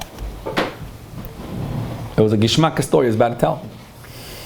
He was standing right here, and he looks and he says, guys, I want to tell you, I met my father. And I look at him and I said, just pause a second. Do you know what could happen right now? At this moment, if you withhold, in Tanya he says, the definition of Mesirus Nefesh in Heintige Zeit in our times is to be able to stop be'emtza sicha no'ah. He doesn't say Lashon Hara, by the way, even less than Lashon Hara. Be'emtza sicha no'ah, a juicy conversation, bignus chaverei. If you pause and you stop, you ever try to do that? You'll see he's right. It's Mesirus Nefesh mamish. Literally. And I said, but if you stop right now and you don't tell it, what's going to happen now? He says, then I'm going to be itching for telling the story the whole day. I'm going to be going crazy. I will not be able to contain myself. I have to say the story. I said, yeah, but if you don't, you know what a story you'll have to tell about that you didn't tell? And I'll have a story to tell. He didn't tell the story. He didn't tell it, and on Friday night, he sat down with his kids at the Shabbos table. He sat down and he told his kids, he told them what happened. He said, I was going to tell a story about my father, and it was a juicy story, and I want you to know that I stopped and I didn't tell the story. And I want you to know how challenging and how difficult and how impossible it was for me, and I still want to tell the story right now. He said, it's been 36 hours since it happened, and I still want to tell the story, and I'm going crazy. But the fact that I can sit now with my kinderlach and tell them that I was angry at my father, and I didn't didn't succumb to my Yetzer Hara. Do you see the power of Musa Hapoam? That's the Baruch Shem. Baruch Shem Kvoid Malchusay Le'olam Voed. I'm playing a part in Dira B'Tachtainim. It's not a theory, it's a practical, applicable model that is happening through yours truly. I'm doing it right now. And there are moments of Parshas Vayeshev Shlishi that take place day by day by day, moment to moment. They happen all the time. Maybe not quite as dramatic as the moment of Yoseph being sold, but moments like that where you want to tell that Lashon Hara and you want to tell that story about your father and you don't tell it, they happen all the time. As you allow something deeper to penetrate, you say, I got a theory, I heard about Yutas Kislev, I heard about this concept that the Balatanya says that there's an neshama of Torah, and that if you're plugged into your mission and you know what you're really about, then the whole life fits into that mission, and it's not about the next party, it's not about the next Lashon Hara I'm going to tell, it's not about the next fun and games and the next vacation, it's about a bigger vision that I live. And when you and I align ourselves with that mission and that vision, we become a part of it. It's good psychology. It's good for your mental health and emotional sanity and general well-being. Because when human beings are worried about themselves and are thinking all the time about me and my needs and what I got to get through, then human beings become unhappy.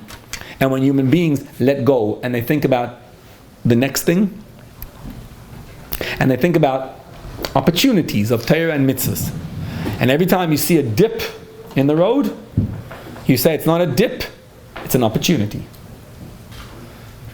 And we create Jews who yearn and chalish back for the moment when Nashani Elikim is Kol Amali, they want to rebuild the Beis HaMikdash, they want to get to the point they can connect back to God. And they're yearning for that. And when they see another Jew, they think of a Churban Beis HaMikdash and they cry over it. Then every problem becomes an opportunity, and then we become happy. And I'm not plugging over here the fact that there's mitzvah shem menorahs outside, and that there's Hanukkah coming, and next week is Hanukkah. And if you know a Jew, and you meet the Jew, and between the two of you a menorah didn't come out of it, then where's Dira B'Tachtainim? Dira B'Tachtainim is at every opportunity. I'm on a mission. I'm on a roll. I'm living life to get to a greater purpose.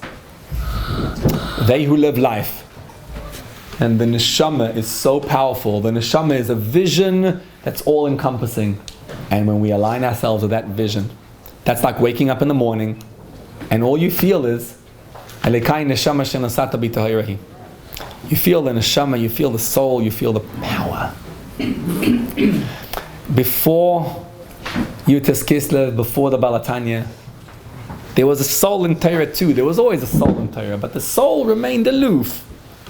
It was like a holy thing.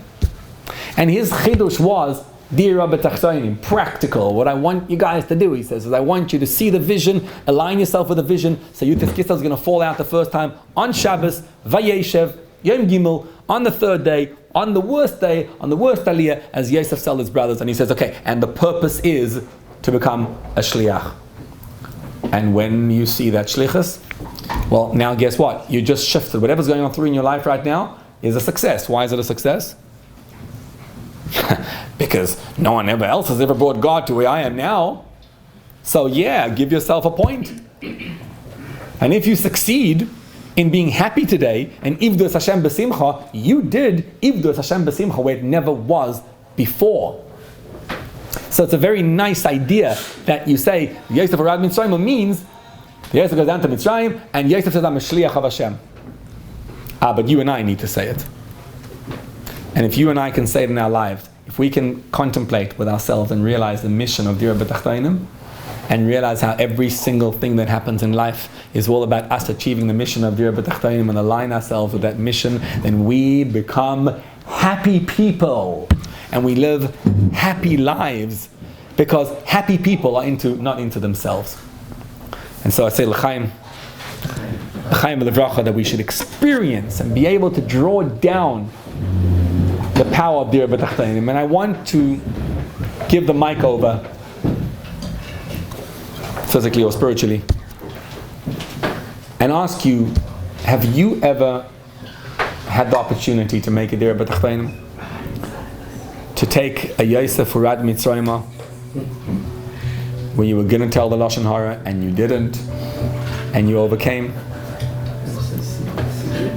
Anyone have a good episode? Could have, should have. Chaim.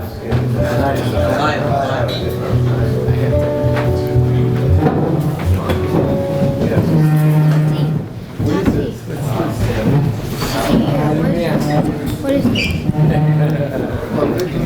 Cigars?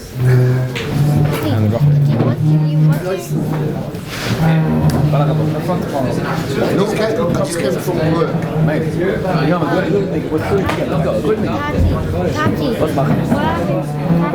Very nice, very nice. Shkoyach.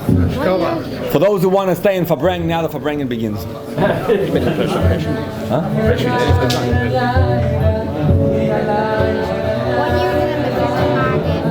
Ja. Judas Kislev. Auf die Flamme geben.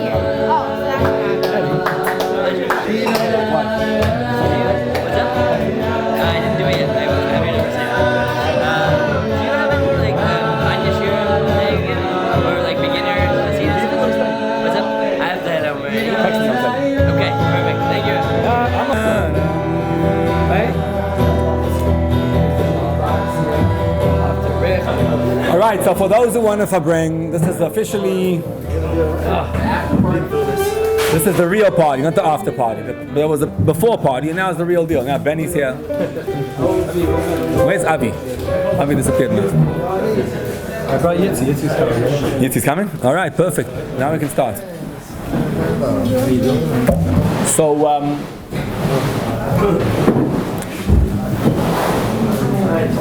where's Yossi? Joining us, Yossi? You're going? A little more. L'chaim. What's that?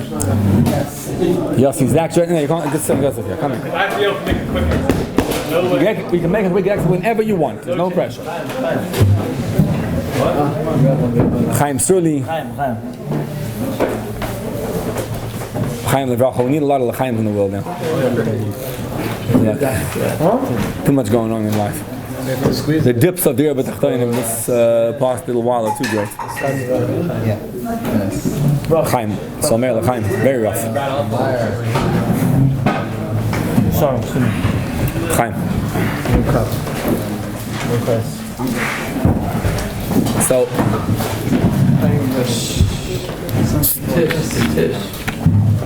L'chaim. You got to actually say L'chaim, right? You know it says Tnu Sheikha L'Mori Nefesh. Before someone gets executed, they always give them something to drink. You know that? Lama? Yeah, we discussed this by about a month and a half ago. Rabbi, it mitigates the pain. If you don't give them something to drink, then it's too painful. Give me some questions. You say L'chaim. It's sour, it's sour. There's a sefer called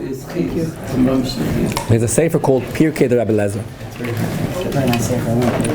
Who wrote it?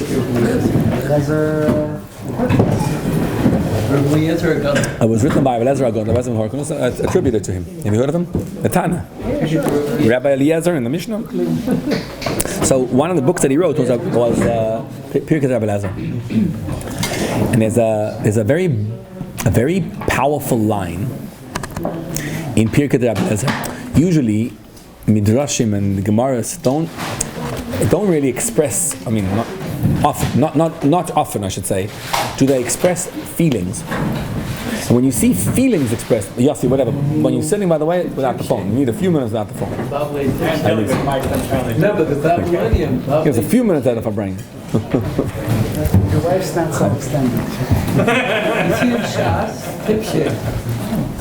My wife's not on this side. Yeah, sometimes. So there's a lashon, there's a word in Pirkei de Rabbi Lezer, and it's like a fascinating term it's like almost like an exclamation that he says in the process. Here's what he says. He's talking about Avraham Avinu, about Yitzchak Avinu. Yitzchak was it says Vayizra Yitzchak Ba'aretz Hahi, that he did business. So what did he do? He planted his crops in the land. Vayimtza b'shana hahi mea she'arim, and on that year he found 100 times over whatever he estimated. It made 100 times more than that. Vayivrakei Hashem, and Hashem benched him. Right? It comes before. What? Rachel comes before me. Right. But the Pirkei Abelezer says, V'chi Yitzchak Zora? You think Yitzchak was planting plants? Chas v'shalom to say that Yitzchak was Zoreya. Huh? No. And his lashon is Chas v'shalom. Yitzchak wasn't just harvesting and planting. What was Yitzchak doing? He says Yitzchak was giving meiser. And to give meiser, you need to have crops. So he was trying to give meiser. He needed meiser to give the crops. So in case you think, you know what it feels like to me? Like a guy's learning in Lakewood, and you say, he left yeshiva, he left koil, and he went to learn. He went to work. Chas v'sholem, then he went to work. That's what he's saying. He's saying Yitzchak worked. Chas v'sholem to say he worked. He wasn't working. He was giving tzedakah. Technically, you have to work in order to give tzedakah. So he was doing a technicality of working in order to get to the tzedakah. But the ikar is the tzedakah. But it's a fascinating lashon that he says that chas v'sholem. What's up with that? Chas v'sholem. See the problem? It sounds like Rabbi Lezer. Rabbi Lezer was a type. You know, Rabbi Lezer was a type. Rabbi Lezer, he was a very wealthy guy. Harkinus was a very wealthy person. And the Rabbi Lezer left everything because his father wanted him to go work, and he went to learn Torah. His father disowned him, and he was found eating. He was eating dust. Rabbi Kiva smelled the stench from him, and he went to find out what the stench is, and he discovered that he doesn't have any food. He was eating dirt to sustain himself. His father came to see what he was doing. Right. So Rabbi Lezer is like a powerhouse. Oh, now it makes sense. Rabbi Lezer is going to say, Chas v'sholom, say he went to work. Okay? And Rabbi Lezer, he wasn't a pushover. He was shamuti. Right? He was excommunicated because he was such a strong personality. That's cool. But there's a deeper reason why. There's a deeper reason, an applicable reason why he says this lashon, and it's got to do with everything we were saying before. It's a chas v'shalom. It's not chas v'shalom when he was working. It's a much deeper chas v'shalom. You see, when a healthy person wakes up in the morning and he feels any limb in his own body, it's unhealthy. If you feel your toe, you probably stubbed your toe. If you feel your fingernail, not good. And you don't want to feel your heart. You want to wake up in the morning and feel nothing. Why does a person feel nothing when he wakes up? Why is that a healthy thing to feel nothing? In Hilchos Shabbos, there's an interesting thing. What happens if a person takes out, he's got a keli, he's got a vessel, and he takes the vessel out from Rishus HaYochid to Rishus HaRabim, from one domain to the other. What's the din? He's chayev, right? Skila if he did a b'mezid, and chatas if he did a b'shoigeg, and he's chayev for taking this thing out. What happens if on Shabbos he takes out a chatzi shir, only half of the amount? In other words, he takes a keli. If I take out this keli like as is, I'm chayev. What if I cut this keli into half and I take out half a keli? What's the din now? You're not chayev. Why? It's not a keli. It's a chatzi shir. No, but Rabbi Shakish. You're only chayev if it's a full keli. Right. A chatzi keli, you're not chayev. Right? Now, what happens if I take out A drop of water. How much water do you have to be chayev? Sheer of water. Vis, whatever. Take out that amount of water, you're chayev. If you take out half the amount of liquid, what's it in? You're not chayev. Right? Now imagine this. Don't we see with Rabbi Yochanan is? Hold on a second. I have a keli, right? I have a cup. If I take this cup out, what's it in? Chayev. Why? I took a cup out. But if I take this cup and I put in this cup now, and I have less than the shear. So now I have a cup and I have seltzer inside. I take this out, what's it in? What? Not chayav. Why? It's Crazy din, right? If I take the cup out without the seltzer, I'm chayav. Put the seltzer in, you're not chayav. Why? Because you haven't got a shear. Taking that word. From Rishus HaYachid to Rishus Rabbi. You see what's going on? If there's no seltzer inside, then the cup is the ikar. But if you have seltzer inside, then it's not a cup, it's seltzer. Seltzer has to be housed in a cup. The cup is really a So there's a keli and there's an or. There's a vessel, and then there's the idea which is being housed in the vessel. Right? There's a neshama and a guf. And in Hilchas Shabbos, you see very clearly the neshama, the soul, is the dominant one. And if the soul is powerful, then the body is merely holding the soul. When the body doesn't hold the soul, you notice every little issue in the body. But if the body holds the soul, it's just the soul. If you wake up in the morning and you feel yourself, is a siman, there's something the matter. There's something wrong. missing. But if you don't feel yourself, then it's amazing. That's what we want to get to. We want to get to a point that we feel the mission and what we're here for so intensely that nothing else exists. You see it when you're working on a business deal. Usually if you sleep 4 hours, you wake up in the morning and you're groggy and you're tired and you're finished. But if you know there's $1 million deal coming up, right? Every week. If you know there's a $500,000 deal coming up, what happens? You're 4 hours and you're like, get me out of this bed. I got to get up. I got to sleep. Why? Because you don't notice. The goof is not noticeable. The greater the neshama, the less pronounced the goof is. And the more intense and powerful the neshama is. And that's what we want to get to. Now, that $1 million deal, it's over in X amount of time. So it's not a real, all-encompassing rallying cry. But if you could fill your cup up with a seltzer that's real, with a content that's real and powerful and intense, then nothing else exists. And if you have the body, it is a chas v'shalom. Yes, sir. Chas v'shalom, a person should wake up in the morning and he should feel his toe. If he wakes up in the morning and feels his heart, it's a real chas v'shalom. It's a danger. It's a pekuach nefesh. Oh. You want to wake up in the morning and you want to feel nothing. The more a person is thinking about his own success, his own welfare, his own happiness, the less happy he's going to be. And the more he's thinking, right? The more he's thinking about what he's needed for, and the less he's thinking about himself, the more happy he's going to be. And that's the goal.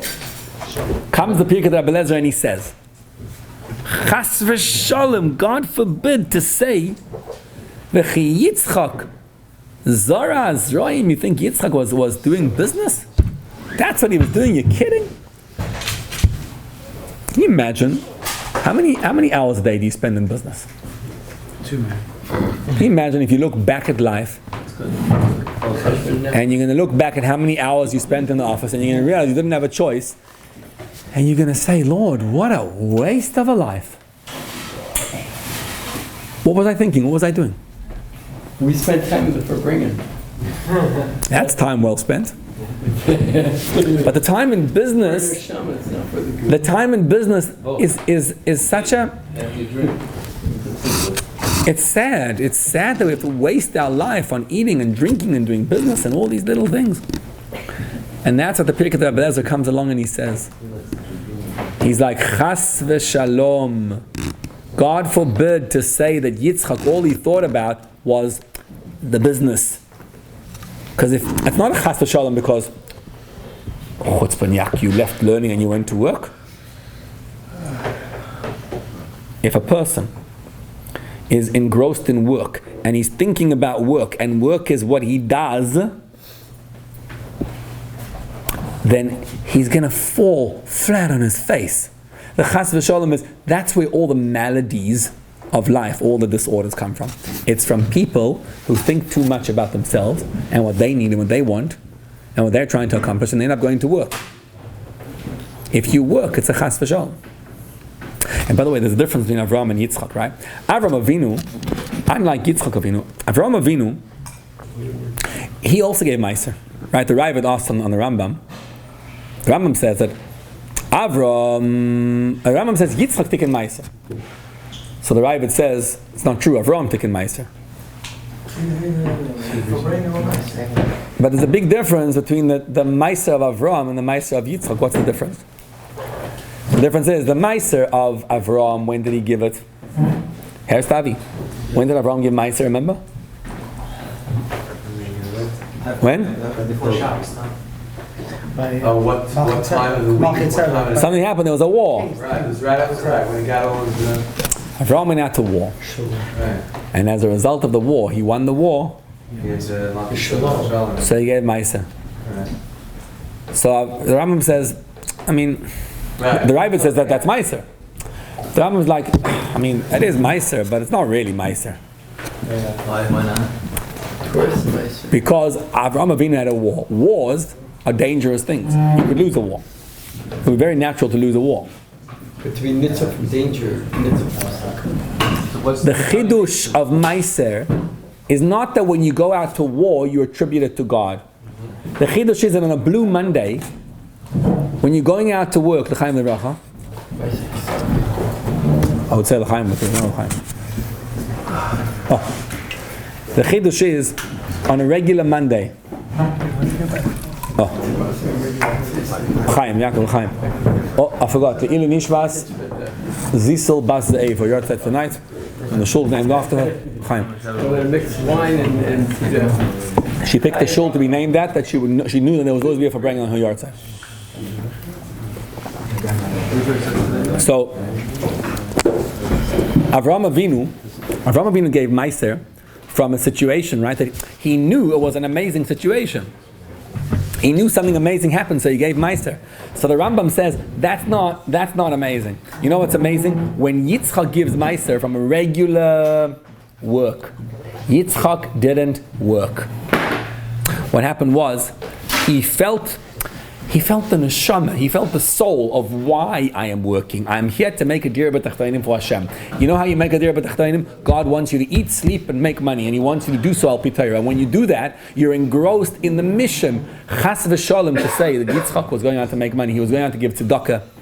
He was going out to do holy, good deeds. And so his life became a fulfilled life. The Balatanya had a friend. His name was the Karlina. Have you heard of the Karlina? It was a Shleimer and Rabbi Aaron. So Rabbi Aaron Agadol Mikarlin once came to visit the Balatanya. Anyhow, they sat together, and the two of them, and they were going to eat a meal. So the Rebbetzin, the Balatanya's Rebbetzin, hears that Rabbi Aaron Agadol Mikarlin is coming to visit. So she says, even though I don't usually make the food, we have a cook, a chef in the kitchen, a lady. She usually makes the food.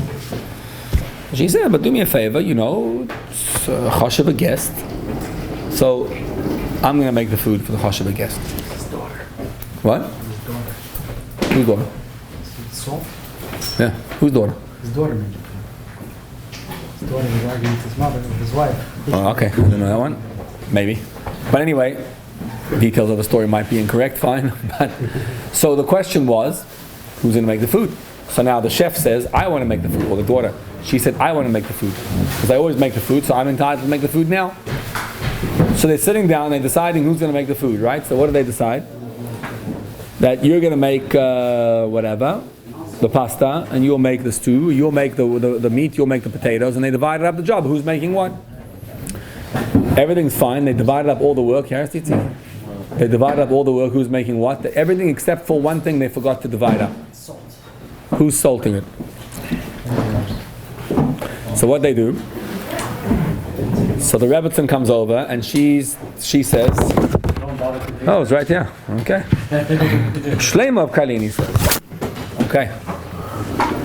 So he says, so the Rebbitzin comes along and she says, I'm going to salt it. So then the chef or the daughter, she comes along and she says, no, I'm going to salt it. And they're wondering who's going to salt. So both of them salted it. And not just salted it, both of them salted it with extra salt, more than you could imagine. Because they both wanted to make it a gezetz de suda. Salt is valuable back then. Oh. So now they come to the meal, and the Balatanya eats the food. The Balatanya eats the food, and he has a gishmaka meal, and the Karlina is sitting over there doesn't eat the food. So the Balatanya says to the Karlina, "Favos esta nicht. Why not eating the food?" So he looks at him and he says, "How did you eat the food? I mean, the food's terrible. It's salty. Have you tried, How'd you manage?" So he says to him, I must tell you, ever since I was by our Rebbe, the Mezritcher Magid is yours is tonight, I trained myself never to have a taste in food. I don't taste food. I eat the food, I don't taste it. How do you stop yourself from tasting? You know how you stop yourself? Have you ever eaten food and not tasted it? Yes, but not salt. Salt is different. It's not Maybe. So he's a little bit more advanced, right? But imagine, when you're making a chasana for your kid, Mitzvah Hashem. Imagine that moment. You're making a chasana for yourself, for your kid, and you're sitting over there and you're trying to eat the food, and you can't eat the food because you're so engrossed in the simcha, but you have to eat. So you put something in your mouth and you eat it and whatever. You don't even notice the taste. Now, yeah, I agree. You probably would notice the salt, yes. But he was so advanced in his ability that he didn't sense the taste. And we can also have a little inkling of that power. That's the din in Hilchos Shabbos. If you, this thing is a cup, but if you put in a little bit of seltzer, now it's not a cup, it's seltzer. That's bottled to the content of what's inside it. And so when you live a life and there's a goal and there's a mission in your life, then the body's not the ikar. In Tanya chapter 32, he says a fascinating point, chapter Perek Lev. Ha'oisim gufam ikar v'nafsham tfeilo. People who make the body the ikar and the soul is a tafel. The soul is a side kick. What does that mean? It's not possible to fulfill, he says, the mitzvah of Avta Kamaycha if your body is the ikar. If you want to do Avta Kamaycha, you have to have one simple thing. The body has to be tafel to the soul, has to be bottled to the soul. How do you get there? If you have a mission and a purpose, and you're clear on your mission and your purpose, and you know where you're going, and you know what God wants of you. So what does God want of you, Avi? Think of others. What does he want of you? What's success? He wants that you should serve him. And? Happy. So you missed the part before. Benny, what does God want of you? You also missed the part. What's the mission? What does God want of you? Come on. The mitzvahs. And then, if you do the mitzvahs, what's going to be? Bring him down to the... Supposed to be closer, Hashem. And then? Connect the Yudke and the Vav. You guys all missed it, but let me tell you. You're supposed to Bring him down here to this, what? Yes. Yeah, bring the shchin. He wants... To this gashmistic world? Bring the Yes. shchin into the mundane, 2 words. into That's the it. workplace. Yeah. Bring the shchin into the mundane. That's it. That's it. Shkoyach. 2 words that are critical information over here, okay? Yitzi. 2 words you got to etch onto your being, which are Tanya chapter 36. Nis'avo HaKadosh Baruch Hu, it's a Medrash Tanchuma and Medrash Rabbi in Parshas Nosei. Nis'avo HaKadosh Baruch Hu, truly, God wants what? Dira b'tachtonim. You hear that? It's also a secret to a great marriage. Why? The whole Torah is also the secret to a great marriage. Why the secret to a great marriage? Because if you're in a marriage for yourself... Yes. You hear that? If you want a successful life, okay, the more you're trying to be successful at life, the more you're trying to get stuff, the less successful you're going to be. The moment it becomes about a dira b'tachtonim, you hear that word? Dira b'tachtonim. The goal is not Gan Eden, that's a goal. But the all-encompassing rallying cry of what we're trying to achieve in this world is to bring God down to this world, to make the world and God seamlessly interconnected.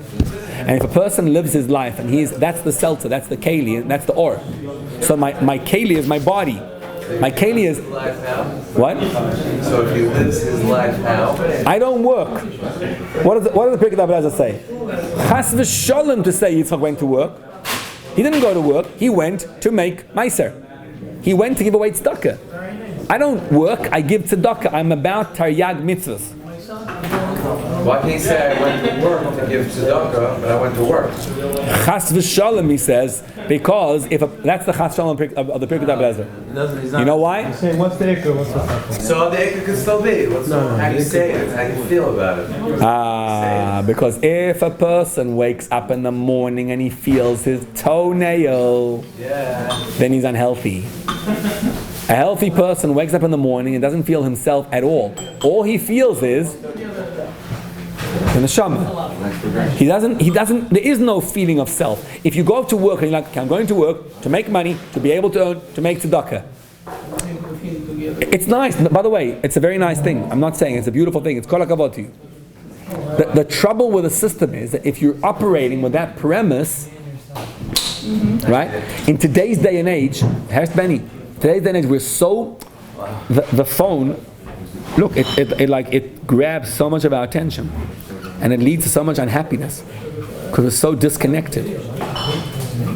And really, if you want to be connected and you want to be hoisted up and you want to be, it says, chas v'sholom, when a person doesn't have that feeling of mission and purpose and goal, that he's going to be locked into his own self and he's going to be stuck, right? What does that mean? Today we look at that, a woman does rotzen baila. Which husband, his wife is bottled to him and she's doing what he wants and whatever, it's almost like abusive marriage. But in a healthy marriage with a healthy man and a healthy woman and a healthy marriage, the woman is bottled to the man. And a yid with the Eibishter is bottled to the Eibishter. There's no me and God and I'm serving him, but there is no feeling of self. You're a businessman, right? There was a chassid by the name of Rabbi Kletzka. This guy, he did his accounting once. Hold on. He did his accounting once, and he finishes accounting. What does he say? He does accounting, does all the business, and he gets to the end, and he's like, so what's the sach hakol? What's the bottom line? He looks and says, the bottom line, it's like the bottom line, sach hakol, ain't it mubade. Sach hakol? You heard that one, Yaakov? No, sorry. The finger one. He's doing his business dealings, right? He's a big business guy. He's a wealthy guy. He's doing all his business, and he gets to the end, and he says, "Sach hakol." What's the total? Total? Yeah. Sach hakol. Yeah. He was going to write the number. He couldn't write the number. Sach hakol. He says, "Ein od mulvada." He was a chassid of the Balatanya. That's the point of tonight. Point of view to Kislev is that when a person is clear about his mission, that his mission is dira b'tachtonim, that his goal is to serve Hashem, that his goal, what's the purpose, what's the point? If you're clear about your mission and why we're here, not to become a goyin and a tzaddik, and not to get olam haba, dira b'tachtonim, every mitzvah you do, every opportunity that you have, every knock in life is basically a possibility, an opportunity to be megala shem shamayim in this world through fulfilling Torah mitzvahs. So what do you do for a living? Not sure. I'll give you the correct answer. Benny, what do you do for a living? What do you do for a living? Let's try this. Yaakov, Yes. what do you do for a living? I do God's will. I bring down God into everything I do. That's what it is. The biggest load of, you know what I just said. But that's what he says. The Pirkei Rabbi says. If you ask Yitzchak Avinu, he said, what do you do for a living? He says, I give ma'aser for a living. But Yisra, Yitzchak Baruch Tzayid, Ve'im Tzad B'Shalom Yashon is Chas V'Shalom. What's Chas V'Shalom? Not? Who did he give it to? What? Who did he give it to? A ma'aser? Yeah. Who did Avraham give it to? Who did Avraham give ma'aser to? I don't know, Shane David must have got all the nights with them. It's only Shane David. No, rabbis. No, you give the mice in a trust for his grandchildren. That's how they got rich. That's how nice. Yeah, he had a trust, a charity account. That's why it's like, Shane David and trust. Bracha comes after. Okay, so let's wrap it up. Let's wrap it up before. Yeah. Yitzchak was working in a very difficult land, as Yisrael Meir is saying. He was working in a land that says, Ha'aretz kosha v'hashana kosha. It was a difficult land and it was a difficult time. You know what it meant to Yitzchak? Opportunity, even better opportunity to prove that I can even make money and do God's will even in that situation. Yitzchak didn't see difficult situations. All he saw was opportunity. I'm living here. Okay, so I got that problem. There are no problems. And here's the message of Yutes Kislev, the take-home message. The take-home message is that he who lives, we were saying before, you missed that part, we were saying Yutes Kislev falls out on a Tuesday of Vayeshev. The Tuesday of Vayeshev is Parsha of Yaakov, of Yoseph being sold. And it's the lowest moment of the whole Torah, when Yoseph is sold. But if a person lives with a mission like Yoseph does, the if he's focused on the mission and he knows what he's here for, he knows what his purpose is. I don't work, I make the Rebbe. I don't get married, I don't have kids, I don't have problems. All I see is opportunity for the Rebbe. And if I see that and if I rally behind this call, this grand call of what God wants of me, then I'm talking psychology, I'm not talking about Gan Eden. Pashat psychology. You want to live a healthy life? You want to have a healthy marriage, as Binyamin's saying? Rally behind the cry. Because if you don't feel yourself, and every little step of the way, and every little bump in the road you don't feel, then you become a happy person. When you're into the Gashmias, I made this, did that, every little detail, you lost it. Right? Then you lost it. But if a person has a rallying cry, Dir b'tachtonim, he's healthy, he's well, he's sane. And that's the goal. The goal is the sanity. And how do we get there? We sit a bunch of people together. We sit at a Fabrengen. We sit a bunch of Yidden together and we say, let's learn Torah together. Let's give tzedakah together. Let's empower ourselves. Let's realize that this world is just there to make a dir b'tachtonim. And then you don't get phased. But you need you need to strengthen each other, because otherwise what happens in life? You need a friend you can call up and you say, you gotta hear what just happened. Dir b'tachtonim in the making. And it's really a OA club we need to create. You know what OA is? Oilam Hazeh Anonymous. Yaakov, what's OA in our business? What's an OA in our business? We come together with one last song. Let's sing one last song.